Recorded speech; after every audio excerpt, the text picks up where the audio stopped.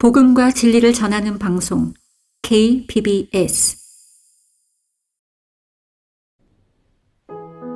진리의 말씀을 공부하라. 이송우 목사의 성경 공부. 열왕기상 5장 1절에서 18절을 공부합니다.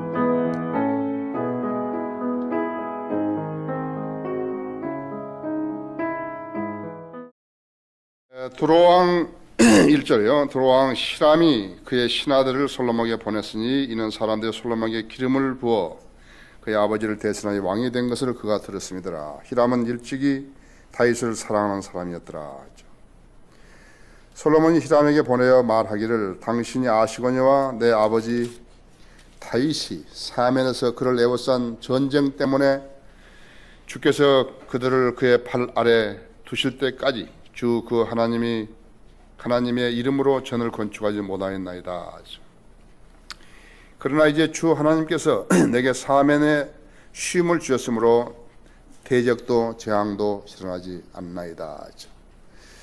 그렇죠. 다윗은 용사하고 전쟁의 사람이었지만 솔로몬은 평화죠. 화평을 이제 구가하게 됐죠. 그래서 4절에 있는 대로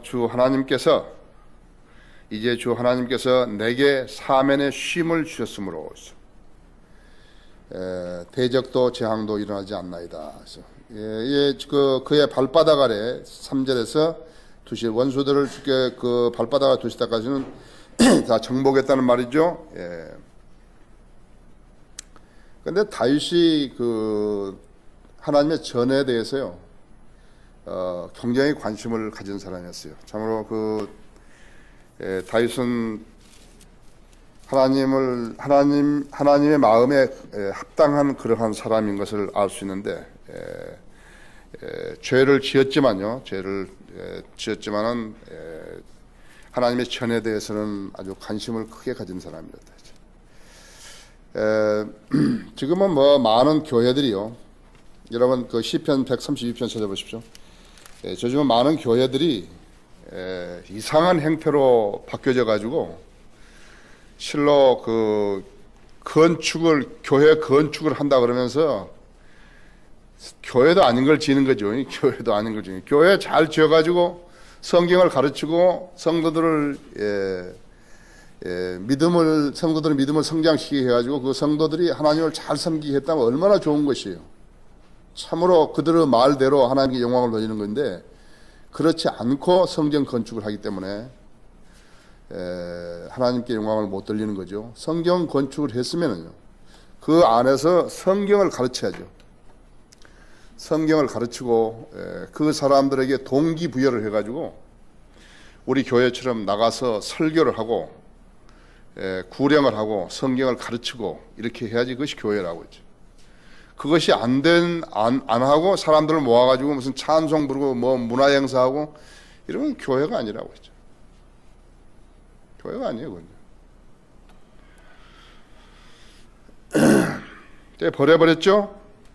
거기 3절에서 132편 3절 5절에 보면요. 다윗이 얼마만큼 하나님의 전에 대해서 관심이 있는지요. 진실로 내가 내 집의 장막에 들어가지 아니하며 내 침상에 올라가지 아니할 것이요. 서원을 했거든요.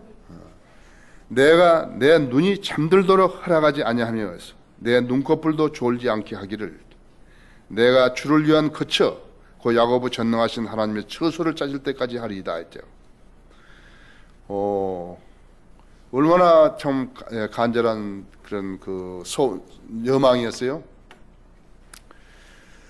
저도 우리 합정동에 살 때 우리 집에 오신 분들 알겠지만요. 무척 좁았어요. 그래서 도노방에 왔는데 도노방에 여관에서 이제 잠을 자. 우리 어때 행편이 안 되니까요. 호텔이랑서 꿈도 못 꾸고 우리 차도 없었는데 차도 없었어요. 다마스도 없었어요. 우리가 차 없이 5년, 간판 없이 4년 6개월. 이렇게. 그런데 합정동 거기 서서울 호텔인가 거기다 이제 묵게 했는데 아침에 내가 가서 밥을 같이 먹는데 계란 후라이 2개 하고 햄 쪼가리 하나 주는데 그것이 만 얼마더라고요. 2만 원짜리 잠자고 밥 한 끼 아침 10,000원 얼마 먹고. 그래서 우리 집에 와서 아침을 먹겠냐 그러니까는 그러겠다고 그랬더니 우리 집에는 너무 좁아가지고 이렇게 바로 못 들어가고 옆으로 들어가야 된다고. 괜찮냐? 이게 괜찮다 그랬어. 진짜 그 식탁이 하나 놓여 있는데 옆으로 들어가야 되는 거예요. 그래서 이제 알았죠. 그래서 도노방에 가가지고 와서 이야기했던가 봐요. 아, 이렇게 살더라고. 그런 거예요. 그래서 많은 사람들이 나를, 미국 사람들이 도왔죠. 성전에 대한 열성인데, 그때 내가 그 전셋집이라도 얻어가지고요, 좀 편안하게 살 수 있었는데 내가 하나님께 기도한 거예요. 나는 우리 모임의 장소가 결정될 때까지는 이 집에서 나는 움직이지 않겠다고 그랬다고. 하나님께서 이 장소를 주신 것이고, 이 장소를 이사 오기 전에 10일 전에 우리가 이쪽에 가서 그 32평인가 5평인 거기 가서 살았죠. 전세에서. 성전은 이제 여러분이 아시다시피 예루살렘 성전 있죠. 예루살렘 성전이 있었다고 했어요. 그것은 유대인들이 가서 하나님께 경배드리고 그 다음에 자기들의 죄를 용서받을 수 있는 그러한 성전이죠. 그 다음에 이제 성전 그러면 그리스도인의 몸이란 말이에요. 우리가 성령이 거쳐니까 고린도전서 3장 16절이요. 너희가 하나님의 성전인 것을 알지 못하냐 그랬죠. 그 다음에 너희는 값을 치르고 산 것이니 너희 영과 몸으로 하나님께 영광을 돌리라 했죠. 그것이 고린도전서 6장 19절 20절이죠. 성도 몸이라 했어요. 예루살렘 성전이 있고, 성경처럼 읽을 때 예루살렘 성전이 있고, 그 다음에 성도 몸이 있고, 그 다음에는 지역교회가 있는 거예요. 지역교회가 있다고 했어요. 거기 고린도 후서 6장 16절에 보시면요, 지역교회가 있어요.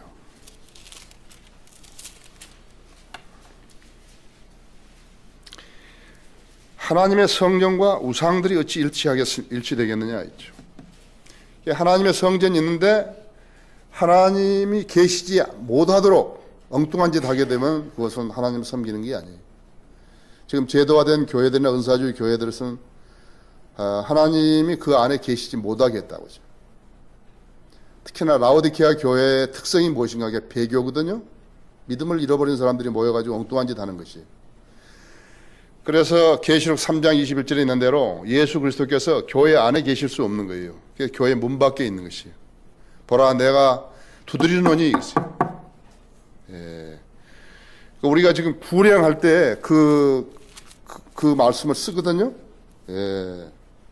저기 20절에 보라 내가 문 앞에서 두드리노니 누구든지 내 음성을 듣고 그 문을 열면 내가 그에게 들어가서 그와 함께 먹으면 그도 나와 함께 먹으라. 이것은요 우리가 구령할 때 쓰기는 하지만요 이건 사실은 구령할 때 쓰는 건 잘못된 것이에요.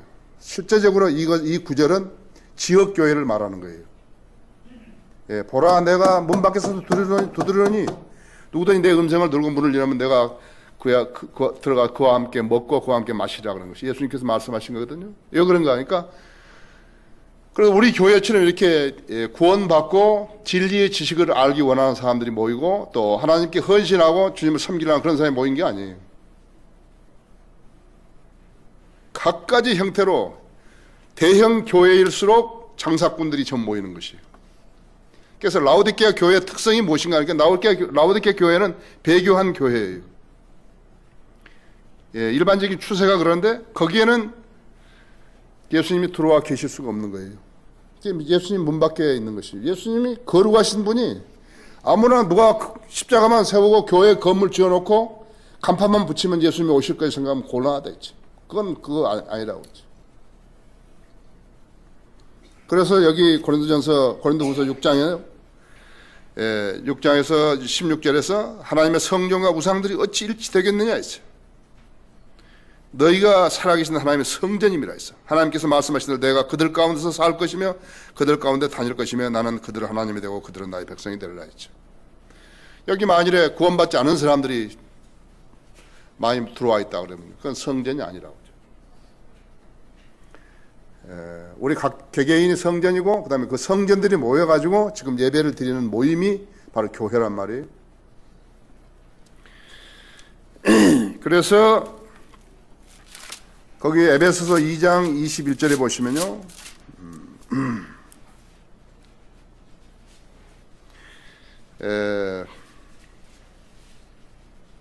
20절에 보시면 19절부터 그러므로 이제부터 너희는 더 이상 나그네도 타국인도 아니요 오히려 성도들과 같은 시민이며 하나님의 가족이니라. 너희는 사도들과 그리스도의 기초 위에 세워졌으며 예수 그리스도께서 친히 귀중한 모퉁이들이 되셨고 그분 안에서 건물 전체가 함께 맞춰져 주 안에서 거룩한 성전으로 자라가며 그렇다고 했죠. 이거 참 교회거든요.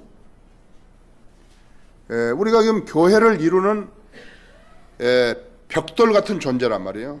벽돌은 사람이 만드니까 돌 같은 존재로 돌집 있죠? 그러한 개개인의 돌 같은 집인데요.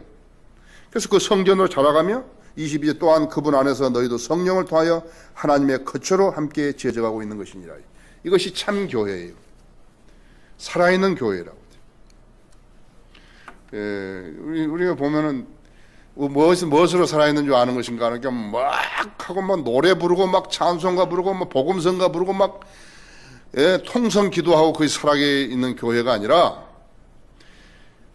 교회 성도들 개개인이 복음에 대한 부담을 지니고 있는 것이 구령의 열정을 지니고 사는 것이 누구를 만나더라도 구령을 하려고 한다고 했죠. 그 사람들 우리 교회로 데려온 게 아니라 우리가 구령을 해가지고 예수 그리스도가 인류 죄를 위해 십자가에 죽었다는 사실을 일깨워주는 것이에요. 그 일을 안 하면은 게임이 셋이에요. 그 일을 안 하면 교회 아니에요. 그 일을 하면 교회예요. 지금 우리 각자에게 은사를 다 주셔가지고 지금 여기에 만일에 1000명이 모였는데 거듭난 사람도 별로 없고 하나님 말씀에 대한 열정도 없고 그 다음에 구령하는 열정도 없고 그런 사람이 모였는데 그래 너희는 말이지 성경을 번역해서 내라 그걸 시키시겠어요? 너희는 월간지를 내가지고 이 땅에 잘못된 교리들을 비평하라 했죠. 판단하라. 그 일을 시키겠어요? 어떻게 하는 거예요? 너희는 킹김 성의 신학대학에서 일꾼들을 양성해서 지역교회를 세우고 일꾼들을 양성하라. 어떻게 하겠어요? 뭐 누가 가르칠 사람이 있어야지. 그렇죠? 너는 크리스천 중고등학교를 세워라 했죠. 그래서 어린 시절부터 하나님 말씀을 양육해서 좋은 일꾼들을 만들어라 했죠. 그걸 누가 하는 거예요? 누가 하는 거예요? 왜 다른 교회들은 1000명, 2000명, 10,000명, 10만 명 모인 교회들은 그런 걸 못하는 것이? 인터넷 신문 써요. 신문 바이블 파워로 아까 그 월간 성인들 믿는 사람들은 그냥 읽는 사람들이고 컴퓨터 못하는 사람들, 인터넷 안 하는 사람들이고 별로 관심 없다 이게. 인터넷을 하는 인터넷 족속이 많으니까 그 사람들에게도 또 동일한 기회를 부여하라 했지. 그런 사역을 시키시겠어요? 어떻게 시키시겠어요? 다 갖다만 막 하면 막 그 사람들이 막 하는 것인가요? 왜 오늘의 교회라든지 이동호의 교회라든지 김상보의 교회는 그런 거 못하는 거예요? 왜 오카노미 교회 같은 데 그런 거 못하는 거예요? 교회 아니에요. 교회 아니에요. 자기들은 교회라고 하는데 성경대로 보면 교회 아니라 했죠.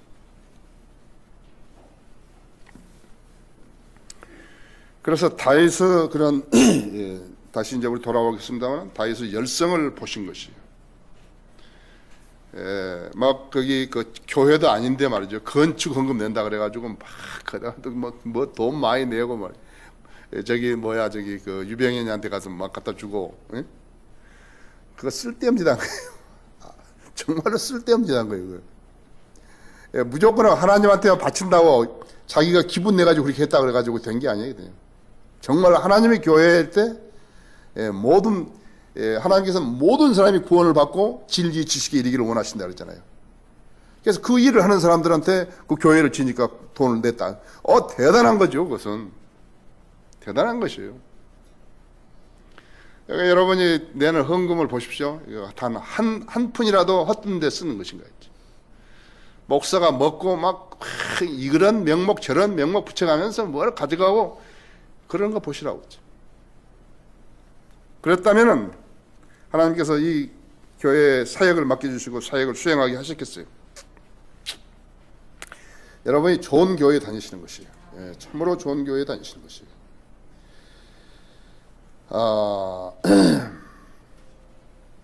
거기 5절 보십시오. 5장 5절에서 보소서 주께서 내 아버지 다윗에게 이르러 말씀하시기를 내가 너를 대신하여 내 보좌에 세울 내 아들 그가 내 이름으로 전을 건축하려 하신 대로 내가 주 나의 하나님의 이름으로 전을 건축하려고 계획하였나이다. 아까 그 교회에 대해서 한 가지를 내가 빠져먹었는데 그 교회는 이제 성도들의 그러니까 우리가 그 구령에 대한 열정과 부담을 가지고 있으면 아주 좋은 것이고요. 두 번째는 이제 성도들의 교제예요. 아주 소중한 것이에요. 성도들의 교제가 없으면은 내가 얼마만큼 성장해 있는지 그것을 몰라요. 나 그냥 모르고 있으면서도 아는 것처럼 지내고 이렇게 슬슬 가면 안 된다 했지. 그래서 한 성숙한 성도와 교제함으로써 그 성도 입에서 나오는 말이 너무 성경을 많이 아는구나. 그 생활이 정화되어 있구나. 나도 그렇게 해야 되겠구나. 그렇게 해서 이제 성장을 동기를 부여받는 것이에요. 그러니까 여기 들어왔을 때요. 쭉정이들이 있게 되면 어떻게 됩니까? 그 쭉정이들의 특성이 하나 나왔는데 그것이 뭐입니까? 성도들과의 교제를 회피하는 것이. 또 교제를 한다 하더라도 전혀 덕 없는 거예요. 전혀 덕 없다 이게. 그런 말 차라리 안 들었으면 좋겠는데 계속 덕 없는 이야기만 하고 있는 것이. 알았어요? 그래서 고의적으로 교제를 하는 게 아니라 서로 좋으니까 신뢰하니까는 할 거 아니에요. 그렇죠? 지금 지역 교회에서도 문제들이 일어난 것이 어디에 있는가 하니까요. 이 목자하고 성도들하고도 또 성도들 개개인도요. 솔직하지 못했을 때 문제가 생깁니다. 처음에는 잘 하거든요. 그러니까 그것이 진심인 줄 알고요. 거의 본심인 줄 알고 이렇게 딱 대해 준 거예요. 근데 사람이 갑작스럽게 변해버린 거예요. 그럼 어떻게 하겠어요? 내가 사람을 잘 못 봤나? 그럴 거 아니에요. 저 사람이 아주 솔직하고 그래가지고 했는데, 내가 사람을 잘 못 봤나? 그때부터 금이 가기 시작한 거예요. 그럼 거기에 이제 틈이 생기니까 마귀가 공격 들어가는 것이. 그럼 깨지는 거예요, 이제. 그래서 여러분도 이게 이제 성도들과 교제를 했을 때는 두 가지가 있어야 돼요. 나 좋은 사람이거든요. 나 믿어주세요. 그런 말은 필요 없어요. 솔직하는 거예요. 아주 솔직하다 이게. 두 번째는 투명해야 돼요. 나는 지금 우리 성도들 가운데서도 몇몇 사람은 무슨 일을 하고 있는지도 몰라요. 왜 그런가? 투명하지 않은 거예요. 내가 누구에게 그 생활이 공고한 걸 알고서 이 사람은 이런 데 썼으면 좋겠다고 추천하고 싶어도 내가 추천을 해가지고 거기서 받아줘서 무슨 일이 생기면 어떻게 하나 해서 안 하는 거예요. 왜? 투명하지 않아요. 난 지금 우리 성도들도 뭐 하는지 모르는 사람이 몇 명 있다니까요. 난 그 사람이 뭘 하는지를 모르는 거예요, 도대체. 잘 지내세요? 하면 아는 거예요. 그걸 아셔야 합니다. 그러니까 사람을 사귀려면 솔직해야 되는 거예요. 솔직하고 그 다음에는 인정을 받으려면 투명해야 한다. 그럼 우리 기도하는 사람들이니까요. 그럼 뭐 하나님께 어렵겠어요? 누구 하나 취직시켜주고 무슨 밥 벌어 먹게 하는데 무슨 그렇게 어려우시겠냐고요. 우리 기도하는 사람들인데 근데 안 하는 거예요. 싫어요. 불투명하기 때문에 추천하기 싫어요. 안 하는 거예요. 두 가지를 여러분이 기억하셔야 한다. 그렇죠?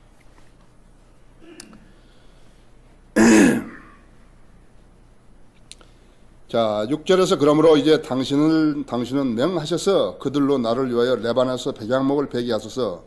내 신하들이 당신의 신하들과 함께 할 것이요 또 내가 당신의 신하들에게 당신이 정하신 모든 것에 따라 삭슬 주리이다. 이는 당신도 아시거니와 우리 가운데는 시돈인같이 벌목을 잘하는 자가 없음이라 하더라.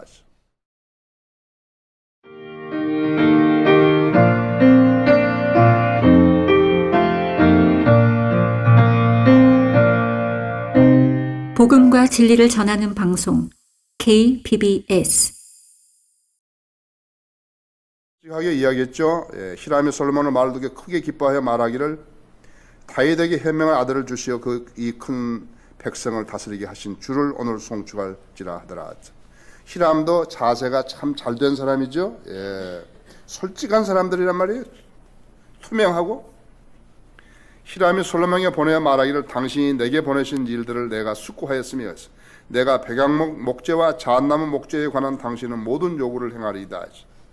나의 신하들이 목재를 레바논에서 바다로 가져오고 욥바로 가져오는 거 욥바로요.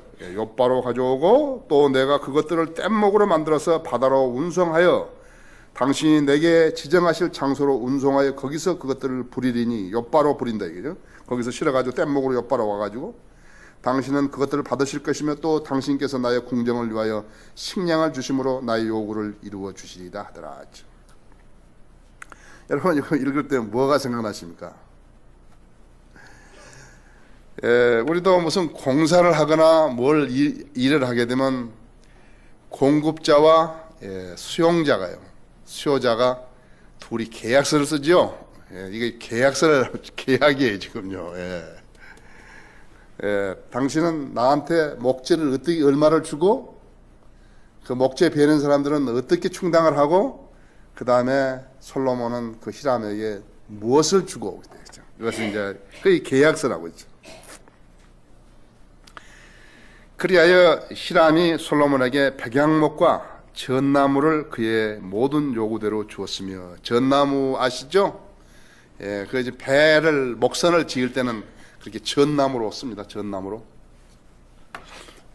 전나무 막 46자 되는까지 봤어요. 46자 되는 배, 우리 배 지을 때도요.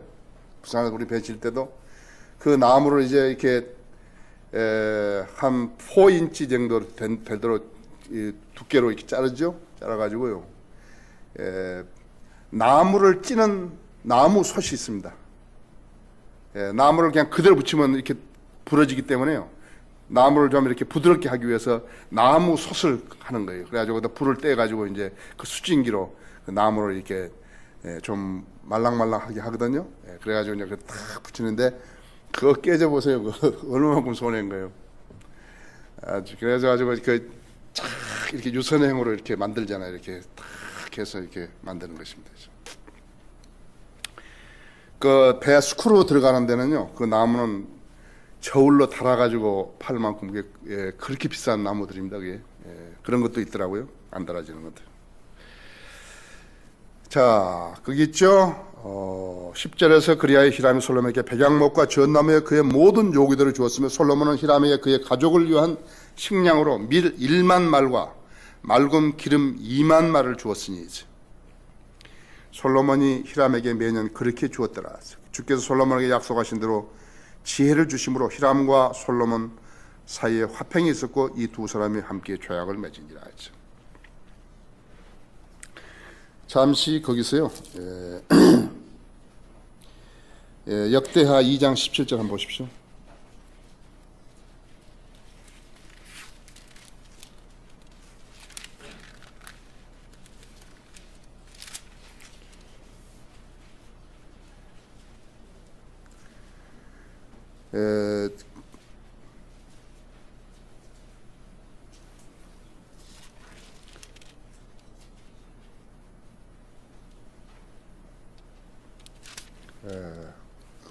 아니요, 거기 2장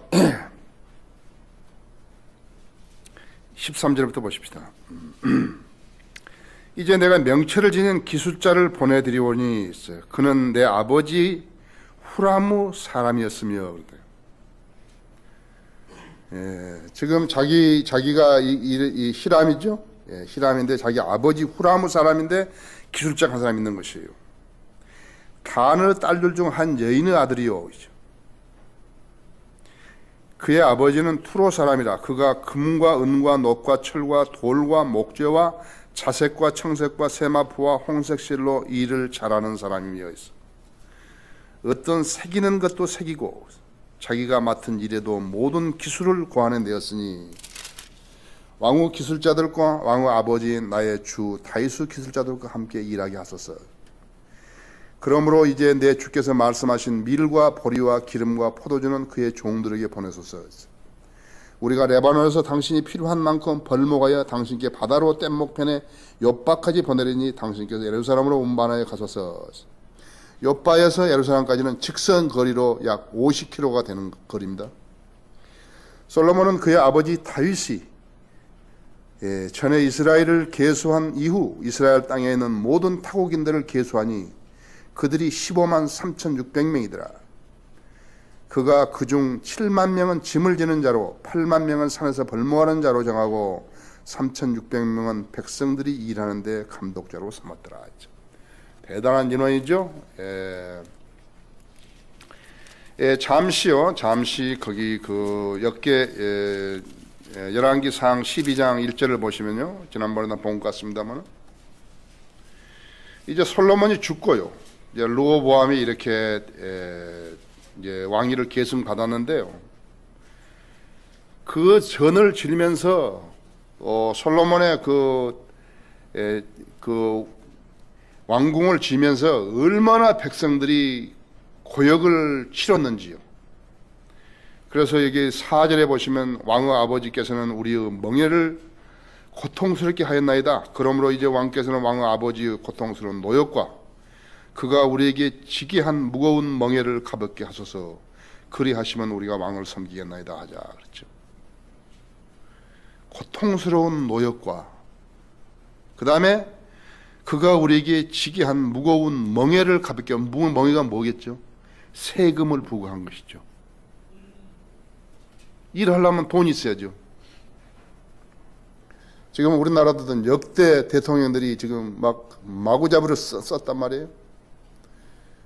양양 비행장, 충주 비행장, 뭐 청주 비행장 해가지고 막 그런데 비행기도 안 다니잖아요 지금. 이북에 되면 얼마를 갖다 줘버리고 노벨 평화상까지 타는 것은 잘하는 것이지만요. 지금 얼마 무엇은 돈이 뭐가 얼마 있어 그런지 모른다. 치리를 잘하려면 치정을 잘하려면 백성들에게 세금의 부담을 적게 줘야죠. 지금 월급쟁이들은 아주 봉입니다. 봉. 자영업자들은 그래도 뭘 피해 나갈 수 있는데 월급쟁이들은 그대로 봉이에요. 지금 우리가 받는 월급의 10%도 넘어요. 각종 그런 뭐 세금이라든지 뭘로 들어가는 것이요. 10%가 넘는 것이. 15% 되는 것이.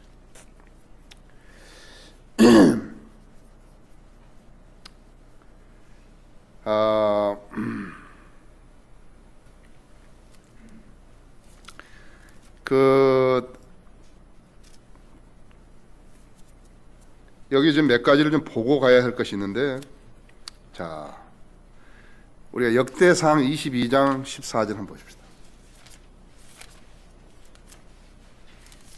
하도 큰 이렇게 지금 공사하기 때문에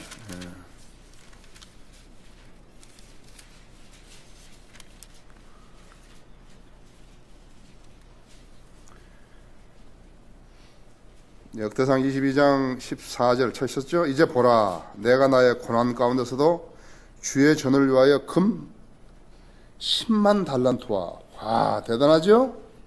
은 100만 달란트와 심이 많음으로 무게를 달지만 놋과 철을 준비하였으며 목재와 석재도 준비하였으나 내가 거기에 더 보탤지니라. 또 내게 기술자가 많이 있으니 채석공과 석공과 목수와 온갖 일에 익숙한 여러 장인들이며 금과 은과 녹과 철 제품이 무수하니 그러므로 너는 일어나 일하라. 주께서 너와 함께 하시기를 원하노라 하더라. 다윗이 이렇게 자재를요, 이렇게 많이 모아놨습니다. 이 자재들이 어디서 왔을 것 같습니까?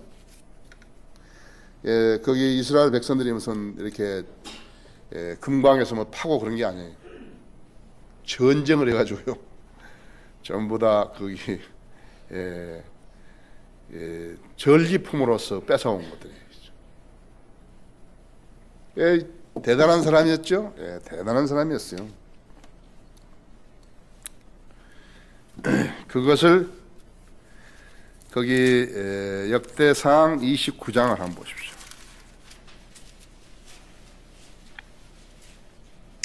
제가 읽을 테니 잘 들어보십시오. 1절부터.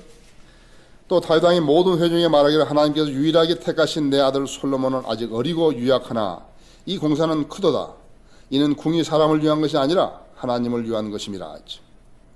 이제 내가 내 하나님의 전을 위하여 내 힘을 다하여 준비하였으니 금으로 만들어야 할 것을 위한 금과 은으로 만들어야 할 것을 위한 은과 노수로 만들어야 할 것을 위한 놋과 철로 만들어야 할 것을 위한 철과 나무로 만들어야 할 것을 위한 나무이며 얼룩만호와 박을 보석들과 반짝이는 보석들과 여러 가지 색상의 보석들과 여러 가지 진귀한 보석들과 대리석이 풍부하도다. 또 내가 나의 하나님의 전에 내 애정을 두었으므로 내가 거룩한 전을 위하여 준비한 모든 것 외에 내가 가진 내 자신을 좋은 금과 은으로 나의 하나님의 전에 바쳤나니 곧 오피르 금 중에서 금 3,000달란트와 정련된 은 7,000달란트니 전들의 백 위에 입을 것이니라. 금으로 만든 것들을 위한 금과 은으로 만든 것들을 위한 은과 기술자의 손으로 만들어야 하는 모든 공사를 위해서라. 그러니 내가 오늘 누가 주께 자기 봉사를 기꺼이 바치겠느냐 하더라. 여기에 지금 하는 것은 아까 내가 말을 했을 때 빠져먹었습니다만은 전리품도 있지만은요, 오필의 금들, 오필에서 채광하는 그 금도 있었다 했죠. 거기 6절부터 다시 10절까지 읽으면요. 그러자 족장들과 이스라엘 지파들이 고관들과 천부장들과 백부장들이 왕의 공사의 관리자들과 더불어 기꺼이 바쳤으니 하나님의 전의 역사를 위하여 금 5,000달란트와 1만 드람과 은 1만 달란트와 놋 1만 8천 달란트와 철 10만 달란트를 바쳤더라.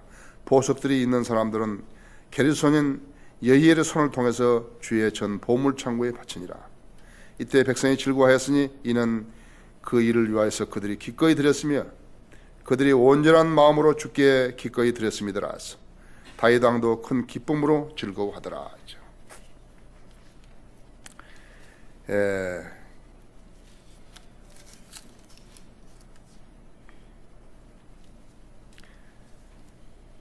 그러면은 이제 거기에 여기 역대하 1장 12절에 14절 한번 더 보십시다.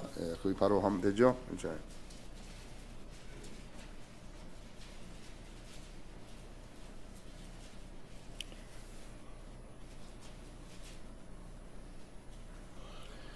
내가 지혜와 지식을 내게 주고 또 부귀와 재산과 명예도 주리니 내 앞에 있던 어떤 망도 그런 것을 가지지 못하였으면 내 후라도 그런 것을 가질 자가 없으리라 하시더라. 그 후에 솔로몬이 기브온에 있는 산당으로 갔던 그의 예정을 끝내고 회중의 성막을 떠나 예루살렘으로 와서 이스라엘을 치리하니라. 솔로몬이 병거들과 기병들을 모으니 병거가 1,400이요 기병이 1,2만이라 1만 2천이라. 그가 그것들을 병거 성읍들에 두고 예루살렘의 왕과 함께 두었더라. 왕이 예루살렘의 은과 금을 돌같이 흔하게 하였고 백양목을 계곡의 뽕나무처럼 풍부하게 하니라. 솔로몬이 말들과 옷감을 이집트에서 가져왔으니 왕의 상인들이 옷감을 정가에 받더라. 그들이 이집트에서 올려내온 병거는 한 대에 은 600세겔이요 말 한 필은 150이더라. 그들이 히딘들과 모든 왕들과 시리아의 왕들을 위해서도 그렇게 말들을 들여왔더라. 히람이 솔로몬으로부터 받은 대가는 무엇인가? 그러니까 대가는 밀 12만 5천 톤이고요. 그 다음에 보리가 역시나 12만 5천 톤이고 포도주가 11만 5천 갈론이고 그 다음에 기름이 역시나 11만 5천 갈론이었다 했죠. 자, 우리는 다시 이제 들어가세요.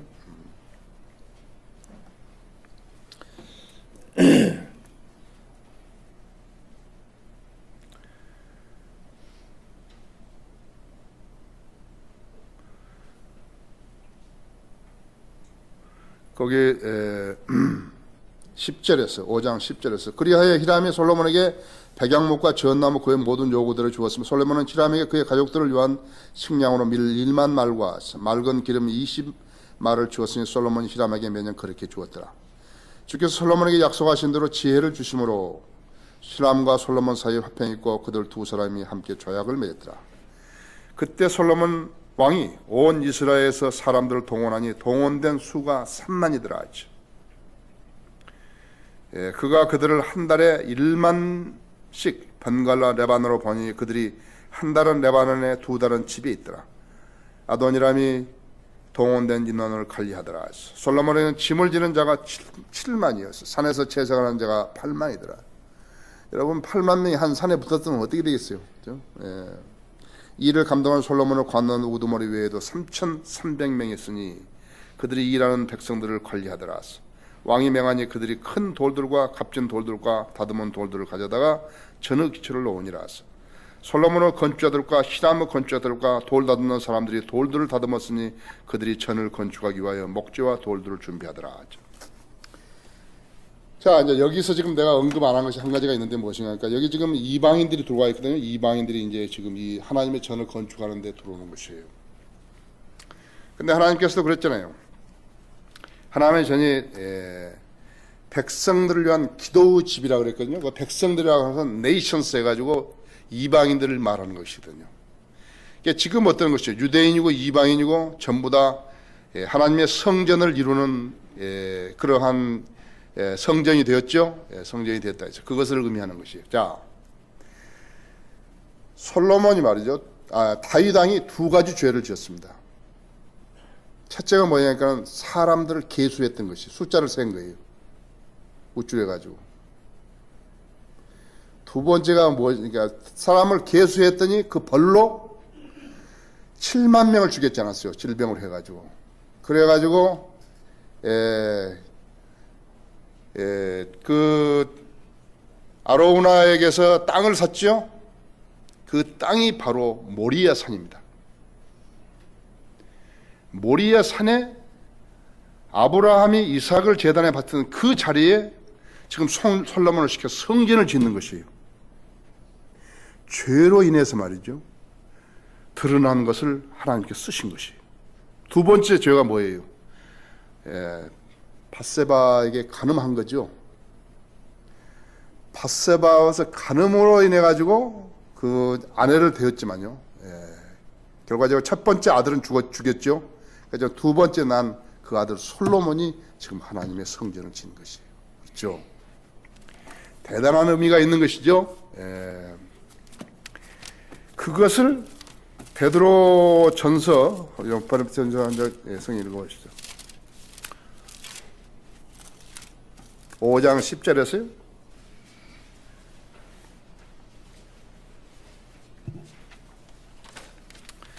그러나 모든 은혜의 하나님 곧 그리스도 예수로 인하여 그의 영원한 영광으로 우리를 부르신 분께서 너희가 잠깐 고난을 받은 후에 너희를 온전케 하시고 견고케 하시며 힘을 주시고 확고히 하시느니라 그랬죠. 정확하게 적용되는 것이. 자, 우리가 하나님 앞에 범죄했다 하더라도요. 그거에 가지고 연연한 거 아니죠. 하나님께서 다윗이 그렇게 범죄한 결과를 가지고 지금 그 성전을 그 자리에다가 솔로몬을 시켜가지고 짓는 것이에요. 그래서 대단하시죠? 자, 11시에 만납시다. 이송우 목사의 성경 공부를 들으셨습니다.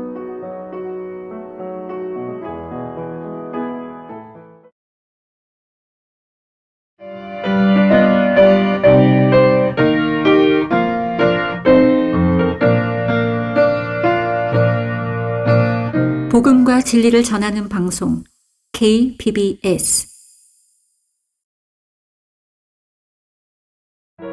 박인기 목사의 바로 알고 바로 믿자. 니골라당이란 무엇인가입니다.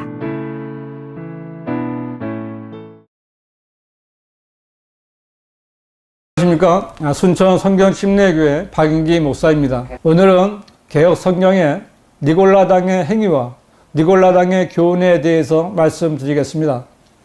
교인 여러분, 여러분은 니골라당에 대해서 얼마나 알고 계십니까? 개신교회 교인들 가운데 니골라당이 무엇인지 아는 사람은 별로 없을 것이고, 안다고 해도 바른 뜻을 알지 못하고 목사들이나 신학자들이 말한 대로만 알고 있을 것입니다. 어떤 장로와 말하던 중에 니골라당에 대해서 듣고 저는 깜짝 놀랐습니다. 왜냐하면 그 장로는 꽤 성경을 안다고 하는 사람인데도 니골라당에 대해서 너무나도 몰랐기 때문입니다.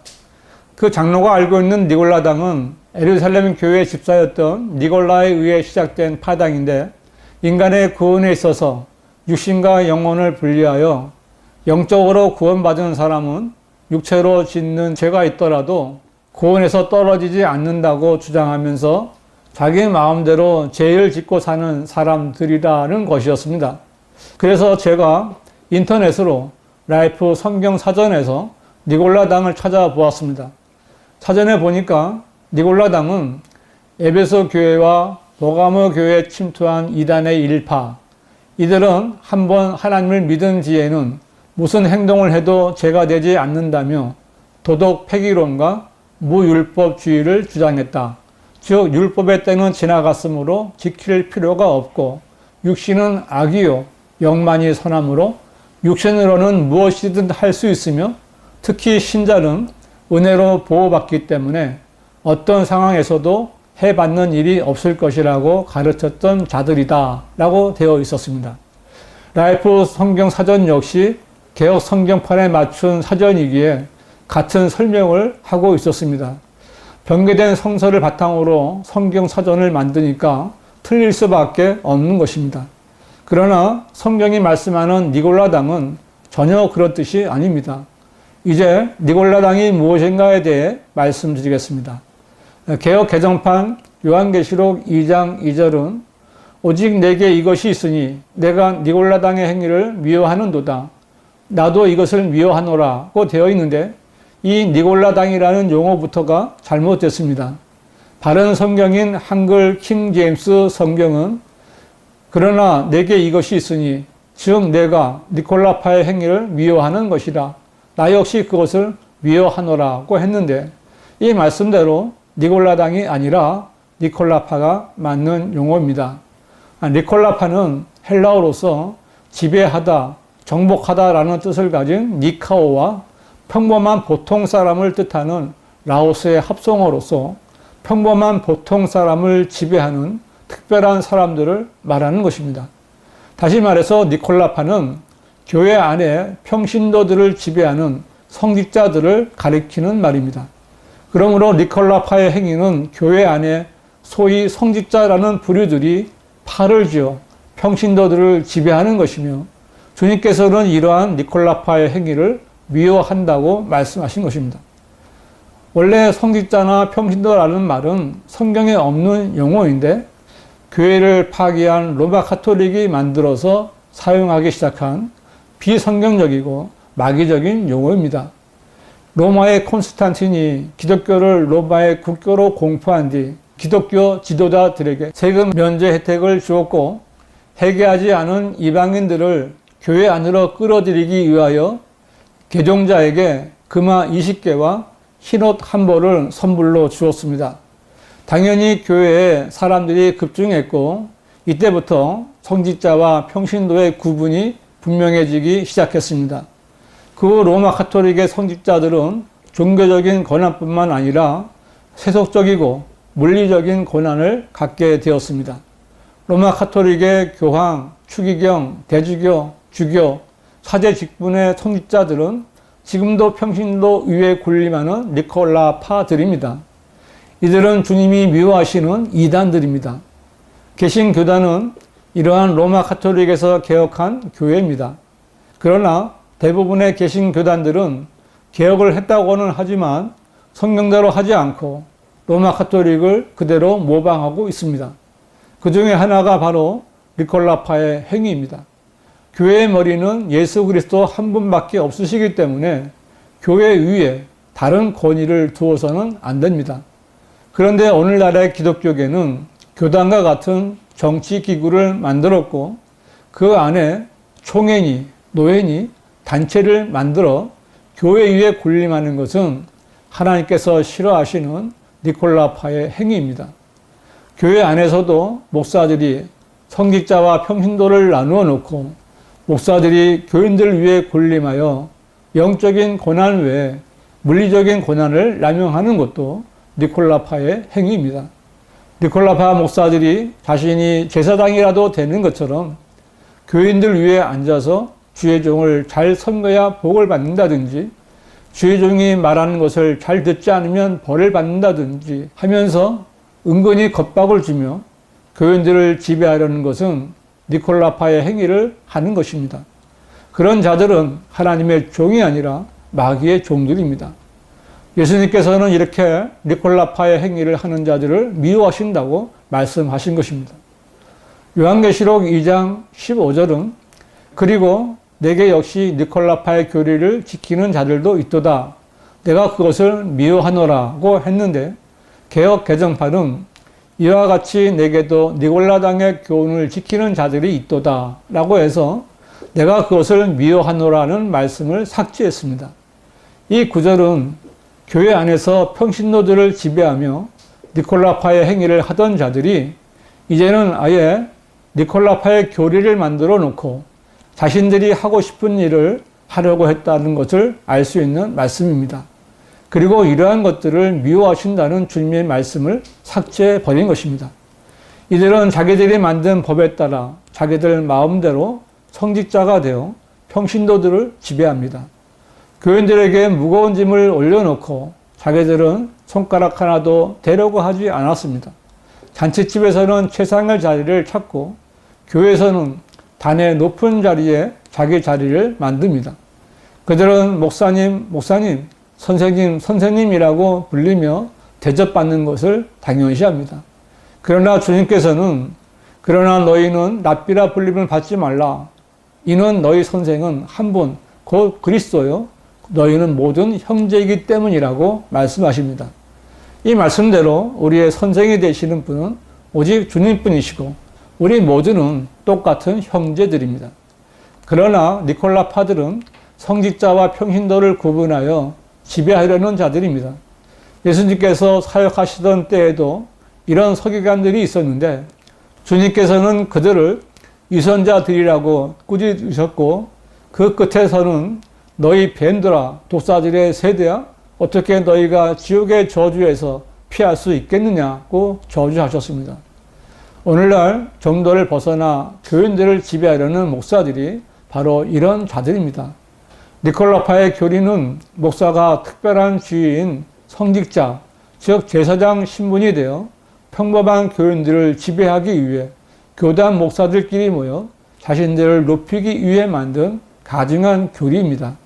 이 니콜라파 목사들은 자신들을 성직자라고 하면서 자신들이 마치 하나님과 사람 사이에서 무언가 거룩한 직분을 맡아 하나님의 일을 하는 것이냐 행세를 하는 것은 하나님의 말씀을 무시하는 것이고 많은 사람들을 속이는 가증한 짓입니다. 니콜라파 목사들은 긴 가운을 입고 형형 색색의 스토를 둘러 자신을 대단한 사람으로 위장합니다. 이 목사들은 아무것도 모르는 어린 아기들의 머리 위에 물을 뿌려 유아 세례를 줍니다. 니콜라파 목사들은 교인들을 지배하기 위해 성경에도 없는 여자 집사, 권사, 장로 직분들을 만들어 교인들을 계급 사회처럼 줄을 세워 지배하려고 합니다. 니콜라파 목사들은 자기들이 목양권을 받은 성직자라고 하면서 교인들을 위해 서서 손을 높이 들고 축도를 합니다. 마치 목사의 기도와 손을 통해 복이 내려오듯이 흉내를 냅니다. 그러나 축도권이란 성경에도 없는 것을 교단 목사들이 만들어낸 것입니다.